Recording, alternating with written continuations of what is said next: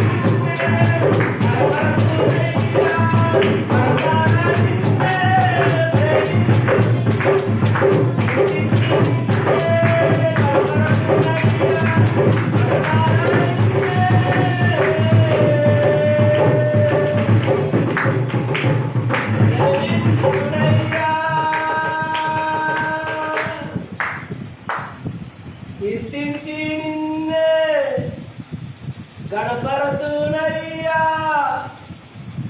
మనసారా నిన్నే ప్రేమింతుడయ్యా నాలో నివసించే నా యేసయ్యా మనోహర సంపద నీవేనయ్యా దేవుడికి స్తోత్రం హల్లెలూయా. మంచి ప్రియులారా, మన ప్రభువైన యేసుక్రీస్తు నామములో మీ అందరికీ మా హృదయపూర్వకమైన వందనాలు తెలియపరుస్తూ ఉన్నా. ఈ లైవ్ ప్రోగ్రాం ద్వారా ప్రియులారా మరి సందేశం వింటున్న దేవుడి బిడ్డలందరికీ కూడా మా హృదయపూర్వకమైన వందనాలు తెలియపరుస్తూ ఉన్నాం. అనేక మంది కార్యక్రమాన్ని చూస్తూ ఉన్నారు, లైవ్ పడుతూ ఉన్నారు. వాళ్ళందరికీ మా ప్రత్యేకమైన వందనాలు.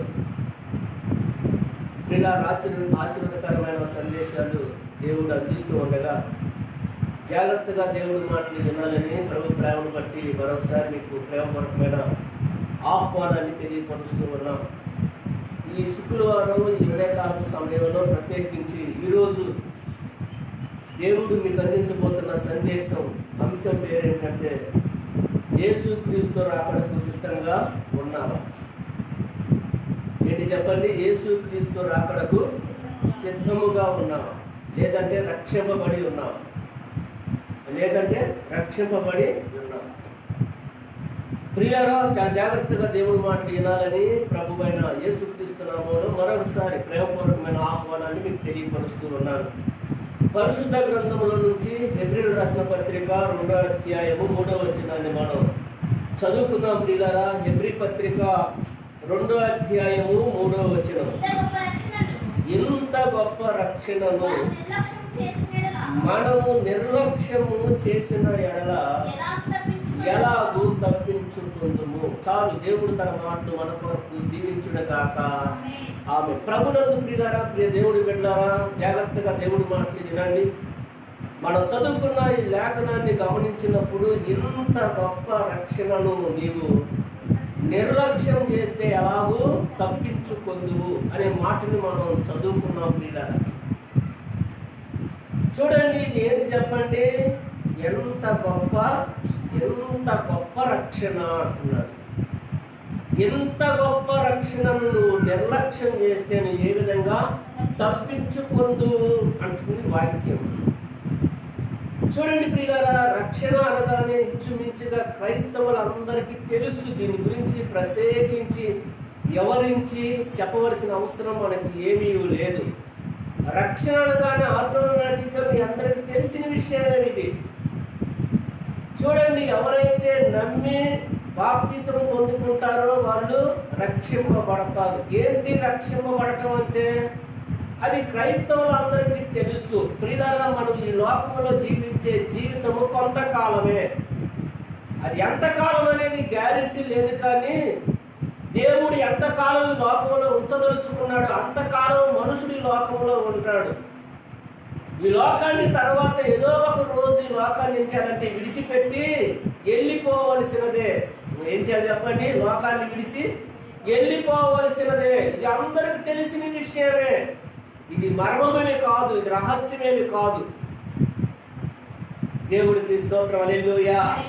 అందరూ ఏం చేయాలి చెప్పండి? లోకాన్ని విడిచి వెళ్ళిపోవాలి. కానీ వెళ్ళిపోయే ప్లేస్ ఏంటి? వెళ్ళిపోతాం అందరం, కానీ ఎక్కడికి పోతాం? ఎక్కడికి వెళ్ళాలి అంటే కొంతమంది దేవుడి బిడ్డలారా దీనిని దేవుణ్ణి ఎరగని వారు అంగీకరించట్లేదు. సరే, వాళ్ళతో నాకు అనవసరం. దేవుడికి స్తోత్రం, హల్లెలూయా. కొంతమందికి పరలోకం ఒకటి ఉంది అంటే నువ్వు చూసి వచ్చావా అని మాట్లాడేవారు లేకపోలేదు. నరకం ఉందయ్యా అంటే దాని గురించి నా ఇల్లు చూసి వచ్చారా అని మాట్లాడుతూ ఉన్నారు. మనుషులు మరణించిన తర్వాత ఏమవుతారు ఎవరికి తెలుసు అని ఇట్టంతా వాదం చేసేవాళ్ళు ఉన్నారు. అయితే ప్రియులారా, మీరు గమనించండి, వాళ్ళతో మనకు అనవసరము. అసలు నరకం ఉంది లేదు, పరలోకం ఉంది లేదు అనే వాళ్ళతో మనకు అనవసరము. కానీ ఈ ఉదయకాలం సమయంలో దేవుడు మాటలు వింటున్న నీకు ఈ సంగతి తెలుసు. దేవుడికి స్తోత్రం, హల్లెలూయా. పరలోకం ఉందని నీకు తెలుసు. రెండోదిగా నరకం ఉన్నదని నీకు తెలుసు. దాని గురించి నీకు చెప్పవలసిన అవసరం ఏమీ లేదు. తెలియని వారి సంగతి మనకు అనవసరం. దాన్ని నమ్మని వారి సంగతి పక్కన పడేసేయండి. వాళ్ళతో మనకొద్దు. వాళ్ళ సంగతి దేవుడే చూసుకుంటాడు. అసలు వాళ్ళ సంగతి మనకు అసలు సంబంధమే లేదు. కానీ ఎరిగిన నీ సంగతి ఏంటి అది నేను చెప్పాలనుకుంటున్నాను. దేవుడికి స్తోత్రం, హల్లెలూయా. నువ్వు ఎరిగి ఉన్నావు కదా, పరలోకం ఒకటి ఉంది, నరకం ఒకటి ఉంది. మనుషుడు ఈ లోక యాత్రను ముగించిన తర్వాత ఏదో ఒక ప్లేస్ లో ఉండాలి అనే సత్యం నీకు తెలుసు కదా. మరి నీ సంగతి ఏంటి అని నేను ఈరోజు మాట్లాడాలనుకుంటున్నాను. దేవుడికి స్తోత్రం, హల్లెలూయా. అన్య ప్రజలకు తెలియకపోవచ్చు ప్రియ దేవుడి వెళ్ళారు. అయితే ఒక విషయాన్ని గమనించాలి.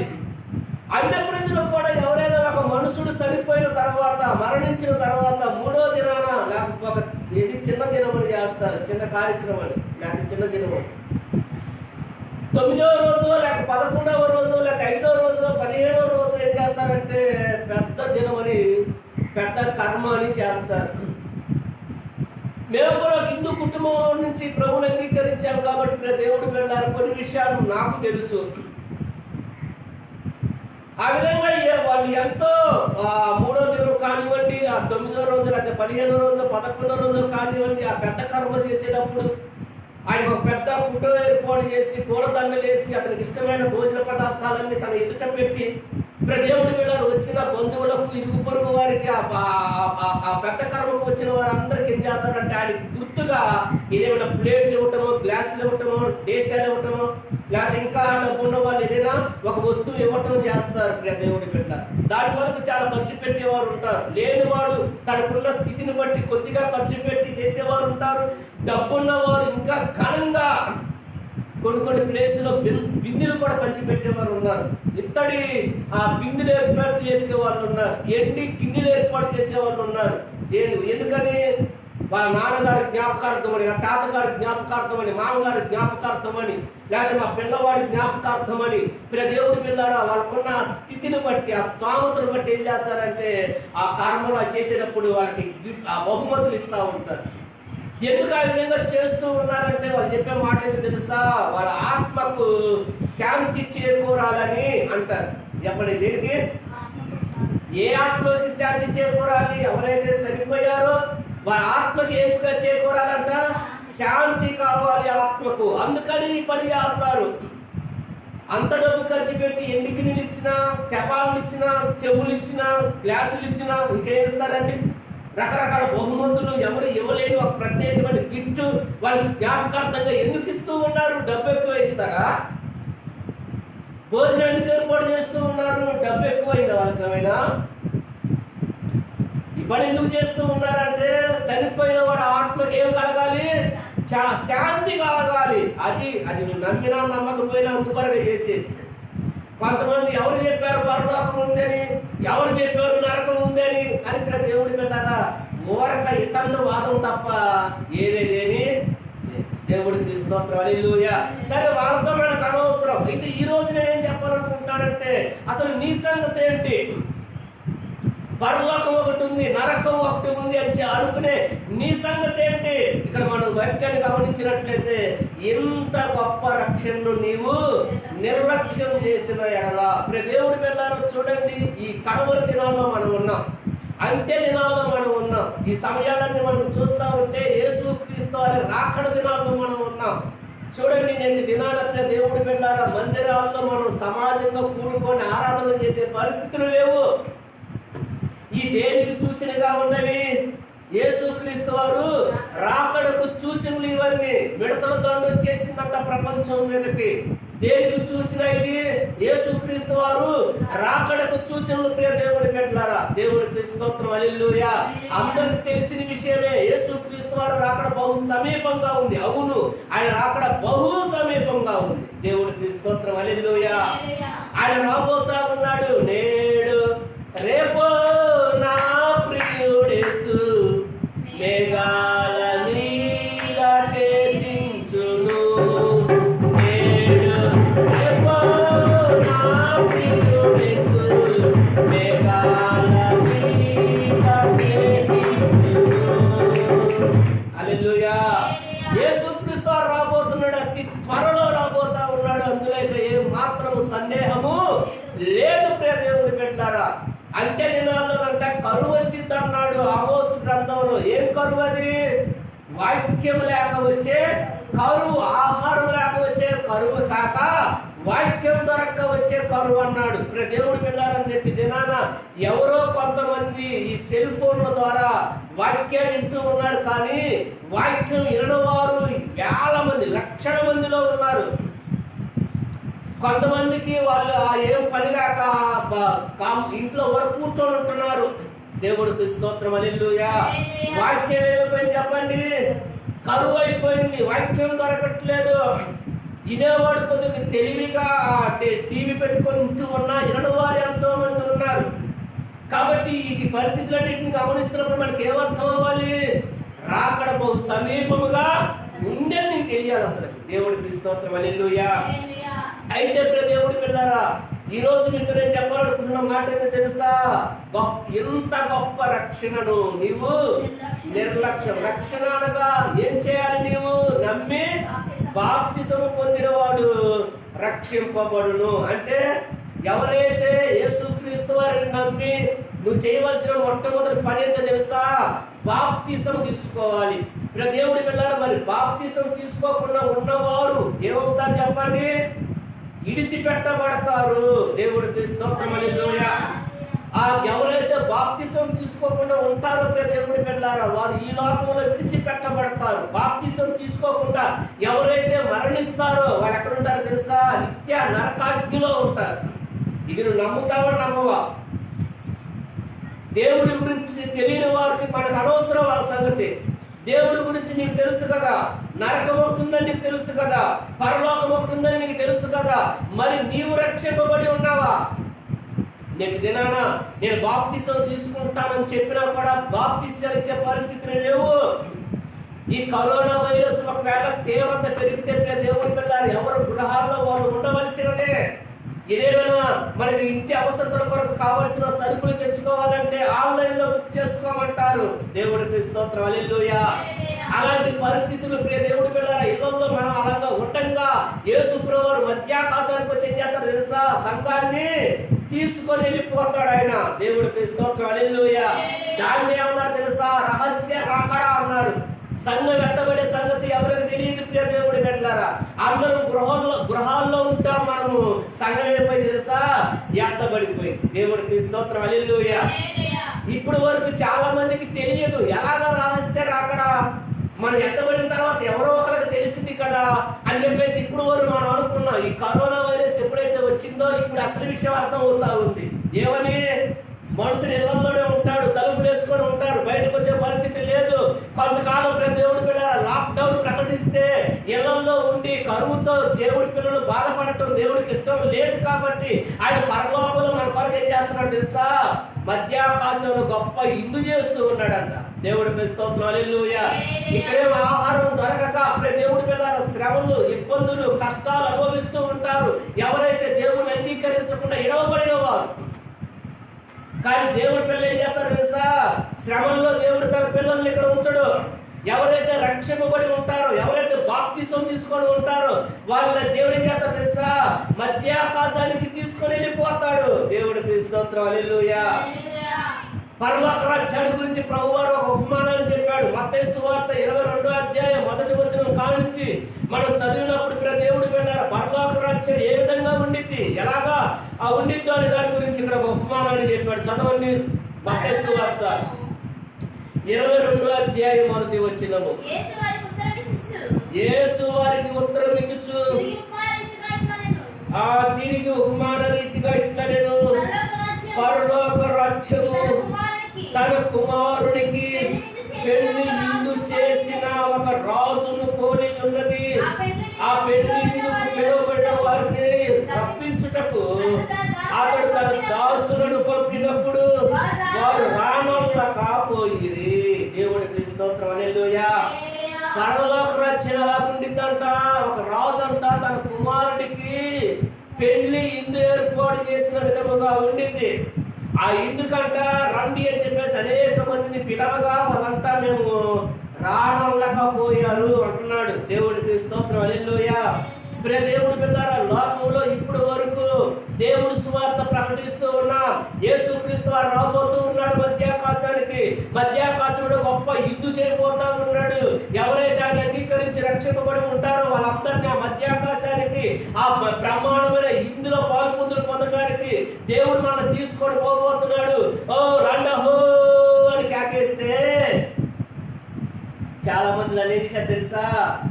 నిర్లక్ష్యం చేశారు, అపహాసం చేస్తా ఉన్నారు, హేళన చేస్తా ఉన్నారు, దూషిస్తూ ఉన్నారు, హింసిస్తూ ఉన్నారు, ఇబ్బందులు పెడతా ఉన్నారు. ఏ విధము చేతనైనాను అనేకమైన ఆటంకాలు కలగ చేస్తూ ఉన్నారు. దేవుడి పిల్లారా, అయితే రక్షింపబడిన నీ సంగతి ఏంటి? ఒకవేళ దేవుణ్ణి ఎరిగి రక్షింపబడకుండా ఉన్న నీ సంగతి ఏంటి? దేవుడికి స్తోత్రం, హల్లెలూయా. చూద్దాం గట్టిగా, హల్లెలూయా. సరే వాళ్ళ సంగతి మనకు అనవసరం. అసలు నీ సంగతి ఏంటి? పరలోకం ఒకటి ఉందని చెప్పి తెలిసి కూడా, నరకం ఒకటి ఉందని తెలిసి కూడా ఎంతకాలం రక్షింపబడకుండా ఎందుకు నువ్వు ఉన్నావు? బాప్తిసం తీసుకో అక్క, బాప్తిసం తీసుకో అమ్మ, బాప్తిసం తీసుకో అన్న, బాప్తిసం తీసుకో తమ్ముడు అంటే చాలా మంది చేశారు తెలుసా? టైం ఉందండి. మరి ఏముందండి? ఇప్పుడు ఉందా టైం నీకు? రేపు మాకు యేసు ప్రభువు రాబోతా ఉన్నట్టే దేవుడి పెట్టారా? ఈ కరోనా వైరస్ తీవ్రత ఇలాగనే ఉన్నట్లయితే దేవుడు వచ్చేస్తాడంతే. దేవుడికి స్తోత్రం, హల్లెలూయా. ఆయన ఇది రాకడ సూచనలు దేవుడు పెట్టారా? యేసు ప్రభువు చెప్పాడు కదా, ఆయన రాకడ ఎలా ఉంటుందయ్యా, ఏ సమయాల్లో వస్తావంటే ఆయన రాకడ దినాలు నోవాహు దినాలు లాగా ఉంటాయన్నాడు ఆయన. ఎవరి దినాలు చెప్పండి? నోవాహు దినాల్లో ఏం చేశాడు నోవాహు తన ఇంటి వారందరూ రక్షణ కొరకు వాడని సిద్ధపరుచుకొని వాడలో కూర్చున్నాడు నోవాహు. వాడలో నుంచి బయటకు వచ్చే పరిస్థితులు లేవు.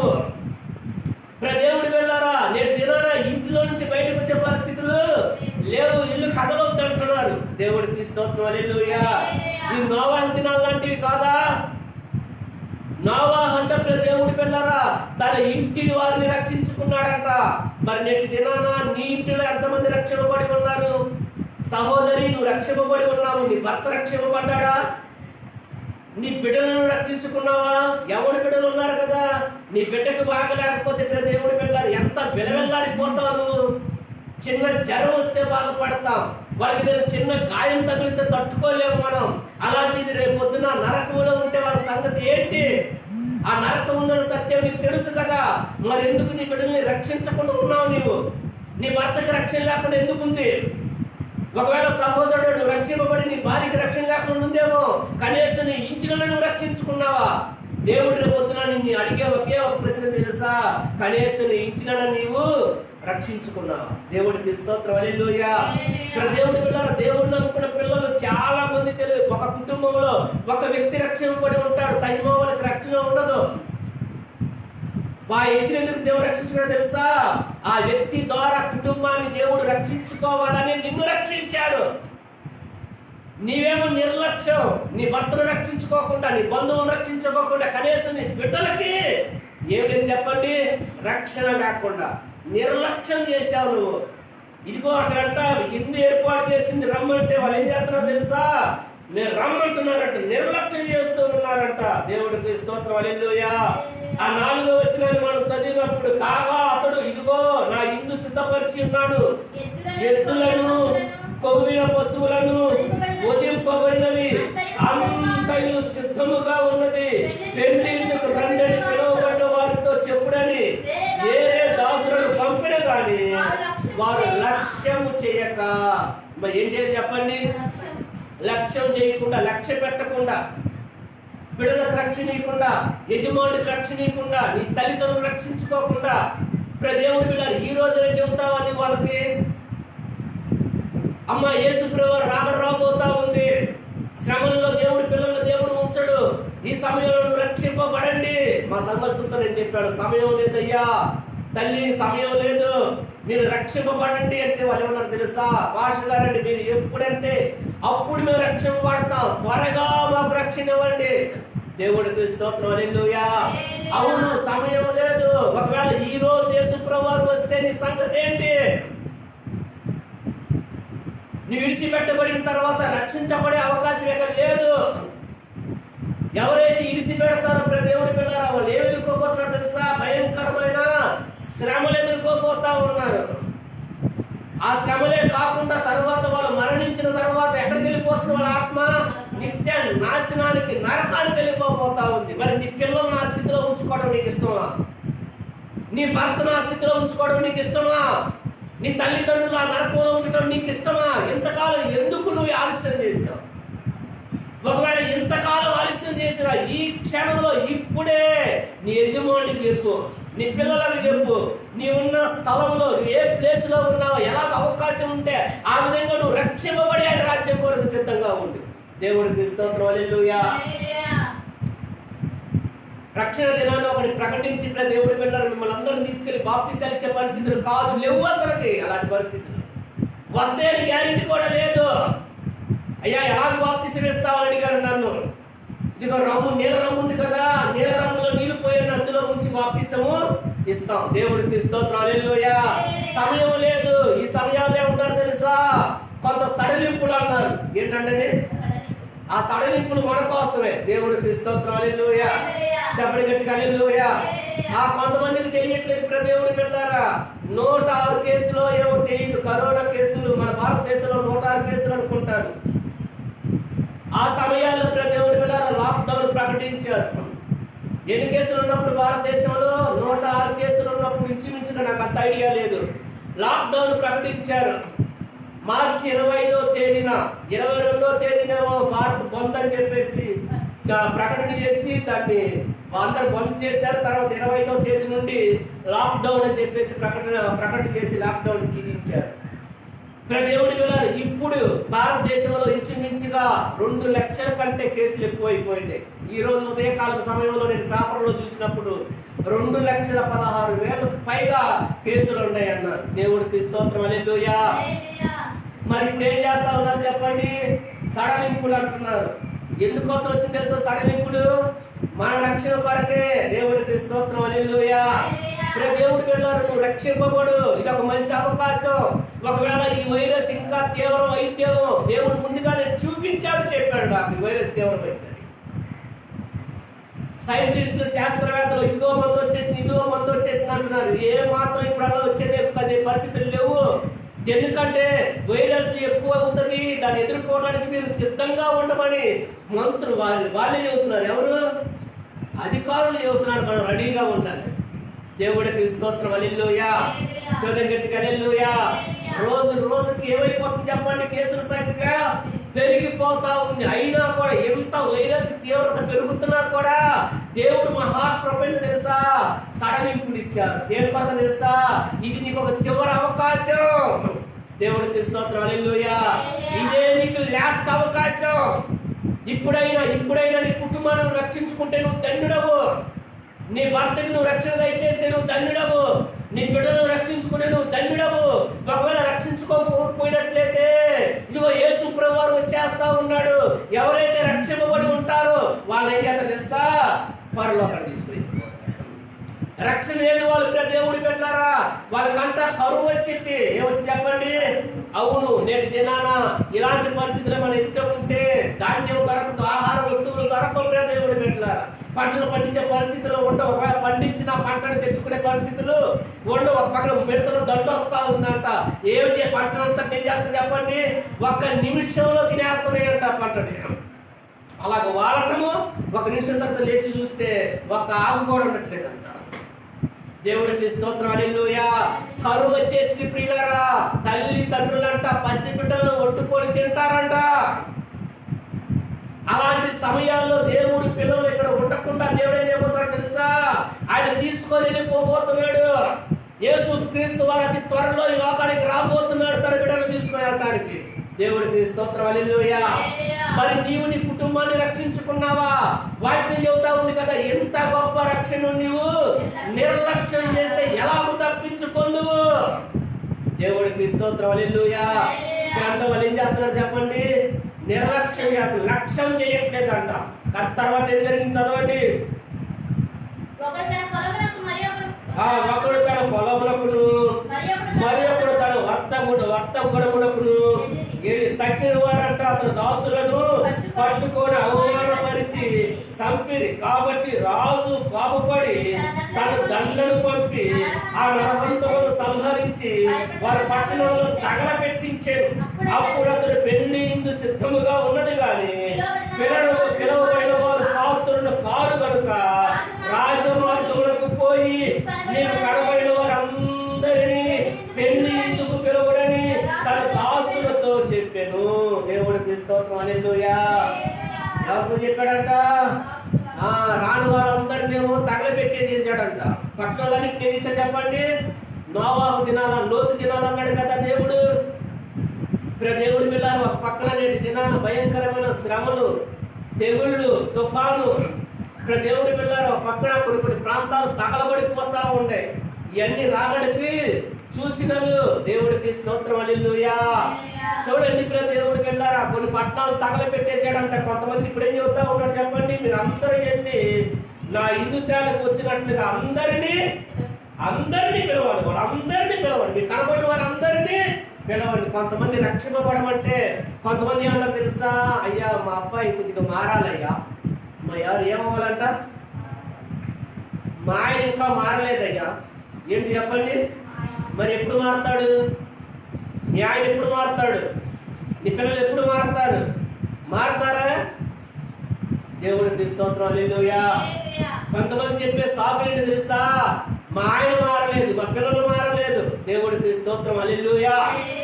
దేవుడి పిల్లలు వాళ్ళ జీవితంలో మారటం అనేది జరగదు. ఎప్పుడు మారుతారో తెలుసా, ఎప్పుడైతే రక్షింపబడతారో ఆ క్షణంలో వారు దేవుడు ఏం చేస్తాడో తెలుసా, వాళ్ళని మార్చుకుంటాడు. ఎలాగ మార్చుకుంటాడంటే, దేవుడి పిల్లలు ఎప్పుడైతే దేవుడు రక్షణ పొందుతామో అప్పుడు మనం ఏమవుతాం తెలుసా, దేవుడు సొత్తు అవుతాం. దేవుడికి స్తోత్రం, హల్లెలూయా. ఆయన అమూల్యమైన రక్తంతోనంట దేవుడు మనల్ని కొనుక్కుంటాడంట. ఆయన సొత్తు, నువ్వు నా సొత్తు అంటాడు. చూడండి, దేవుడు మనకు వస్తువు కొనుక్కున్నాం అనుకోండి, అది బాగా పని చేయలేదు అనుకోండి, దాన్ని ఏం చేస్తామంటే మనము రిపేర్ చేయిస్తాం, దాన్ని బాగు చేయిస్తాం. అది బాగలేనప్పుడు దాన్ని ఏం చేస్తాం, దాన్ని బాగు చేయిస్తాం. ఆ మన సొత్తు కాబట్టి, మన వస్తువు కాబట్టి, మన వస్తువును మనం అలాగనే బాగు చేసుకోం. మన వస్తువును మనం ఏం చేస్తాం, శుభ్రంగా బాగు చేయించుకొని పెట్టుకుంటాం. అలాగనే నీ బిడ్డలు ఒకవేళ బాగలేకపోయినా, నీ యజమానుడు బాగలేకపోయినా వాళ్ళు ఏం చేస్తారు తెలుసా, ఆయన బాగు చేసుకుంటాడు. దేవుడికి స్తోత్రం, హల్లెలూయా. ఆయన చేతిలోకి వస్తే, నువ్వు రక్షింపబడితే నీ జీవితాలు సరి చేస్తాడు ఆయన. నువ్వు మారు అంటే మారటంలో జరగవు. దేవుడికి స్తోత్రం, హల్లెలూయా. వారు మారు, రక్షింపబడు. మారే అవకాశాలు లేవు ప్రియ దేవుడు పెట్టారు. కాబట్టి ఇప్పుడు ఏం చేయాలి చెప్పండి, ఈ క్షణంలో ఎప్పుడు అవకాశం ఉంటే అప్పుడు వెంటనే నీవు రక్షించబడటమే. రక్షణ తీర్మానం చేసుకొని ఉన్న ప్లేస్ లో నువ్వు బాప్తిసం తీసుకొని రెడీగా ఉంటే నువ్వు దండుడు. దేవుడికి స్తోత్రం, హల్లెలూయా. అంతేకాదు, ఇక్కడ ప్రభువారు కూడా ఒక మాట చెప్పాడు. మీరు చదవండి 22వ అధ్యాయము 10వ వచనాన్ని మీరు చదివినప్పుడు, 10వ వచనం చదవము.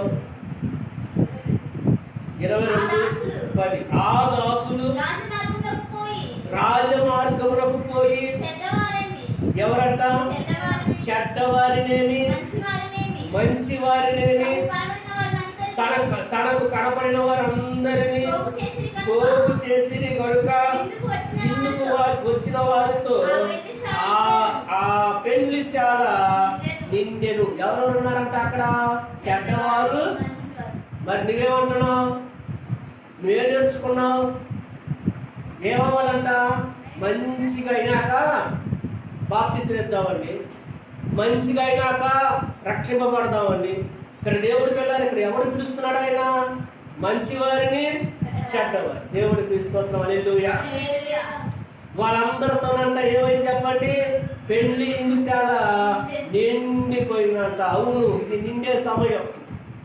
ఈ సమయంలో నీవు నీ కుటుంబాన్ని రక్షించుకునే సమయం, నీ పిల్లలను రక్షించుకునే సమయం, నీ యజమాను రక్షించుకునే సమయం, నీ బంధువులు రక్షించుకునే సమయం, నీ తల్లిదండ్రులు రక్షించుకునే సమయం. దేవుడి పిల్లలు, ఇంత గొప్ప రక్షణను నీవు నిర్లక్ష్యం చేస్తే నువ్వు తప్పించుకోలేవు. దేవుడికి స్తోత్రం, హల్లెలూయా. ఆ ఇందుశాల నిండిన తర్వాత రాజు అన్నాడంట 11వ వచనం, రాజు కూర్చున్న వారిని చూడవాపలకు వచ్చి అక్కడ పెళ్లి వస్త్రము ధరించుకొనని ఒకరిని చూసి, స్నేహితుడా, పెళ్లి వస్త్రం లేక ఇక్కడికి ఎలాగో వచ్చితివని అడగగా వాడు మౌని అయి ఉండెను.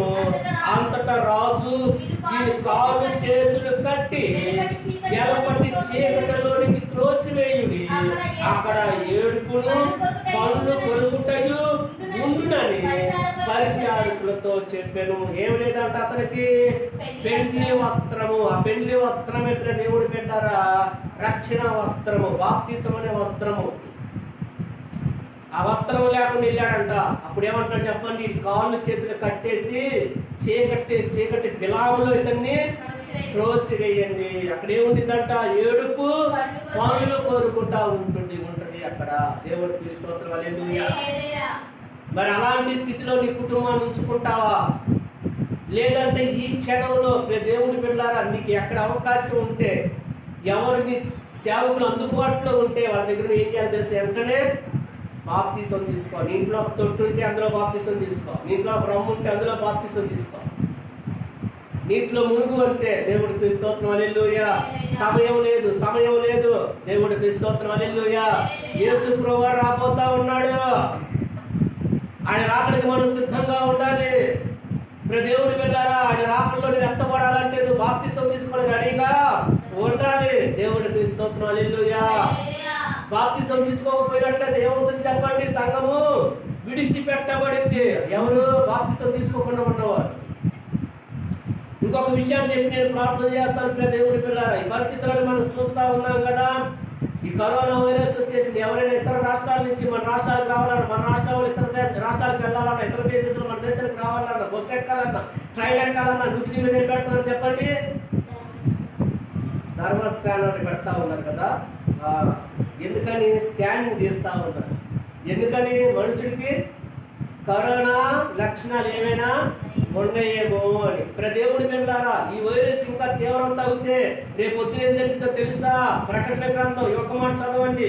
ప్రకటన గ్రంథం 13వ అధ్యాయం 16వ వచనాన్ని మనం చదువుదాం. ప్రకటన గ్రంథం 13వ అధ్యాయం 16వ వచనం. కాగా కొద్దివారు గాని, గొప్పవారు గాని, ధనికులు గాని, దరిద్రులు గాని, స్వతంత్రులు గాని, దాసులు గాని అందరూ తమ కుడి చేతి మీదనైనను తమ నొసటి ఎంతైనను ముద్ర వేయించుకున్నట్లును, ఆ ముద్ర అనగా ఆ మృగము పేరైనను దాని పేరిట సంఖ్యైనను గలవాడు తప్ప క్రయ విక్రయములు చేయుటకును మరి ఎవరికి అధికారం లేకున్నట్లును అది వారిని బలవంతము చేయుచున్నది. దేవుడి బిడ్డలారా, రేపు జరిగే పరిస్థితి ఏంటో తెలుసా? నువ్వు షాప్కి వెళ్ళాలన్నా, ట్రైన్ ఎక్కాలన్నా, బస్ ఎక్కాలన్నా, ఏ పని జరగాలన్నా నీకేం పడింది తెలుసా? ఒక ముద్ర. ఎక్కడ ముద్ర? కుడి చేతి మీద కానీ, నొసటి మీద కానీ. ఇప్పుడు ఎక్కడ టెస్ట్ చేస్తా ఉన్నారు? నొసటి మీద టెస్ట్ చేస్తా ఉన్నారు. ఇక్కడన్నా పెడతారు, ఇక్కడన్నా పెడతారు. ఎవరికి? దేవుడి పెట్టారా, ఆ లోపలే సంఘం ఏమవుతుంది తెలుసా? ఎత్తబడింది. అందుని బట్టి నేను ఏమంటున్నాను తెలుసా? సంఘం ఎత్తబడే సమయం దగ్గర పడింది. 666 ముద్ర వేసుకునేటప్పటికి సంఘం ఏముండదు, భూలోకంలో సంఘం ఉండదు. ఈ లోపల సంఘం ఏమైంది చెప్పండి? ఎత్తబడాలి. ఎత్తబడిన తర్వాత ఈ పని జరిగేది. దేవుడు పిల్లలు ఇప్పుడు ఆల్రెడీ ఈ పరిస్థితి ఇలాగనే ఉంటే రేపు పొద్దున ఏం జరిగింది చెప్పండి? తప్పనిసరిగా ఒక ముద్ర నీకు వేస్తారు. ఎందుకని? కరోనా లక్షణాలు ఉన్నాయా? ఇప్పుడు ఏం చేస్తా ఉన్నారు? చెకప్ చేస్తున్నారు కదా.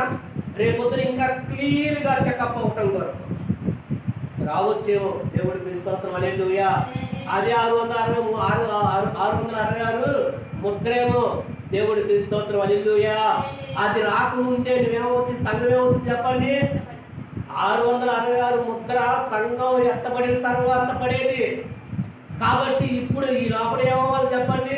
సంఘం ఎత్తబడాలి. అంటే సంఘం ఎత్తబడడానికి ఎలా ఉంది చెప్పండి? సిద్ధంగా రెడీగా యేసు ప్రభువు రాబోతున్నాడు. కాబట్టి ఈ క్షణంలో నువ్వేం చేయాలి?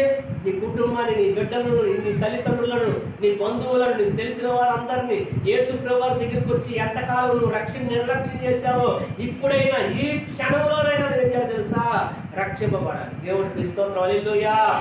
సమయం లేదు ప్రియులారా, సమయం లేదు. దేవుడి బిడ్డలారా, ఆయన రాబోతా ఉన్నాడు. ఆలస్యం లేదు. ఇక అతి త్వరలో యేసు ప్రభువు రాబోతా ఉన్నాడు. ఇదే చివర అవకాశం. సడలింపులు అందుకోసమే, నువ్వు రక్షింపబడటానికి. దేవుడి బిడ్డలారా, మొన్నటి దాకా ఇళ్ళ నుంచి బయటకు వచ్చే పరిస్థితులు లేవు. దేవుడు మహాప్రభులో కొంత సడలింపులు వచ్చింది నీ రక్షణ కొరకే. దేవుడికి స్తోత్రం, హల్లెలూయా. చదువు గట్టిగా హల్లెలూయా. మరి నువ్వు రక్షింపబడతావా? ఇంకా నిర్లక్ష్యం చేస్తావా? ఇంత గొప్ప రక్షణ నువ్వు నిర్లక్ష్యం చేస్తే నువ్వు ఎలాగూ తప్పించుకొద్దువు. ఇది ఎంత గొప్ప రక్షణ! దేవుడి చిత్తమైతే, ఆయన రాకడ ఆలస్యం అయితే మరొక తరుణం మీకు నేను పంచుకుంటాను. ఎంత గొప్ప రక్షణ! ఈ రక్షణకి మనం ఎలా కట్టలేము, ఇల్లు కట్టలేము. దేవుడికి స్తోత్రం, హల్లెలూయా. అందరూ బట్టి ఈ రక్షణ ఏమన్నా తెలుసా? ఎంత గొప్ప రక్షణ, ఎంత దీని కొరకు ఎంత త్యాగం చేశారు. దేవుడి చిత్తం అయితే మీకు తర్వాత మెసేజ్ ద్వారా దేవుడి మాట మీకు అందిస్తాను. దేవుడికి స్తోత్రం, హల్లెలూయా. కాబట్టి ఈ సమయంలో ఒకవేళ ఈ రోజే ఆయన రాకడేమో, రేపు ఆయన రాకడేమో. మరి దేవుడి బిడ్డలారా, కొద్దిగా యెరూషలేములో మందిరం కట్టబడాలి, తర్వాత రాకడం. ఎంతసేపు అండి మందిరం కట్టడం? నేటి దినాన టెక్నాలజీ అంతా ఏమైపోయి చెప్పండి, పెరిగిపోయింది. ఇప్పుడు దేవుడి బిడ్డలారా 10 రోజులు లేపేస్తారు మందిరం. దేవుడికి స్తోత్రం, హల్లెలూయా. కాబట్టి ఈ సమయాల్లో మీరు రక్షణ నిర్లక్ష్యం చేయొద్దు. ఒకవేళ ఇదేమైనా దేవుడు ఉగ్రత మరలా ఆయన ఇదేనా జరగరాంది జరిగితే బాప్తిసాలు ఇచ్చే పరిస్థితులు కూడా ఉండకపోవచ్చు. ఇప్పుడే ప్రజెంట్ లేవు. ఇప్పుడు బాప్తిసం ఇవ్వాలని ఎక్కడ ఇవ్వాలి నీకు? నువ్వు ఏ స్థలంలో ఉన్నా, ఏ ప్రదేశంలో ఉన్నా, ఏ రాష్ట్రంలో ఉన్నా, ఏ దేశంలో ఉన్నా ప్రత్యేకంగా ఒక స్పెషల్గా తీసుకెళ్ళి నదుల్లో ఇచ్చే పరిస్థితులు అయితే లేవు. ఉన్న ఇంట్లో నేను అదే చెబుతా ఉన్నాను, బాబు మీ ఇంట్లో ఏదైతే దొరికిందో చెప్పడం, అందులో నేను బాప్తిసం ఇస్తాను. దేవుడికి స్తోత్రం, హల్లెలూయా. ఇక అంతకంటే చేసే పని రక్షణ పోవడం ముందు ఈ రక్షణ నిర్లక్ష్యం చేయొద్దు. ఆయన రాకడ అతి త్వరలో జరగబోతా ఉంది, రాబోతా ఉంది. నువ్వు కూడా సిద్ధపడి నీ కుటుంబాన్ని సిద్ధపరచుకోకపోతే దేవుడు పెట్టాలని రాకడికి మనం అందరం సిద్ధపడదాం. వాళ్ళని కృపా దేవుడు మాట్లాడిన ప్రతి ఒక్కరికి దయచేయడం గాక. ఈ మాట్లాడిన వాళ్ళ హృదయాలు అగ్నివలే మన్నించును గాక. వాళ్ళ కుటుంబాన్ని, బిడ్డల్ని, వాళ్ళ బంధువులు అందరినీ రక్షించుకోదు గాక.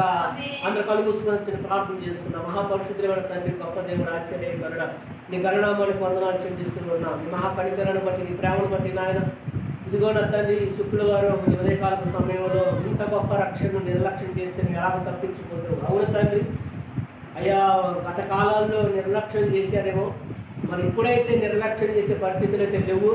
మరి తీవ్రమైన వైరస్ వచ్చి ప్రపంచం అంతా గజగజలాడిపోతా ఉంది నాయన.